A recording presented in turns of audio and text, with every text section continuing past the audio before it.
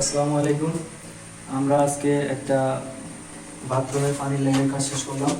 তো এটা হলো ঝর্ণার অ্যাঙ্গেল স্টপ কল। এটা সিলিং ঝর্ণা হবে। সিলিং ঝর্ণা হবে এই জন্য উপর দিয়ে লাইন রাখছি, এইখানে পরবর্তীতে ছিদ্র করে এখানে পরবর্তীতে ছিদ্র করে এখান থেকে বের করে দেবো। আর এইটা হলো গিজারের লাইন, গরম পানির। এটা গরম পানির বালতির ট্যাপের লাইন, এটা গরম মিক্সার হবে।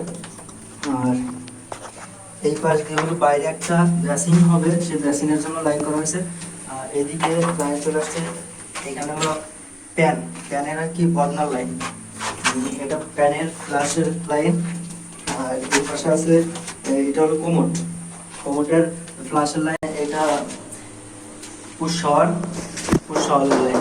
আর আমরা লাইন বের করছি এইখান দিয়ে বাইরে লাইন রাখছি একটা 1.5 ইঞ্চি টি রাখছি। ওটা 1.5 ইঞ্চি একবারে ছাদ দিয়ে উপরে ট্যাঙ্কিতে চলে যাবে। ট্যাঙ্কিতে তারপরে ফল ছাদের উপরে একটা ঠান্ডা পানির লাইন করতে হবে গিজারের জন্য। সেটা ওই বাইরে যখন কাজ করি তখন ফল ছাদের উপরে উঠে রাখবার।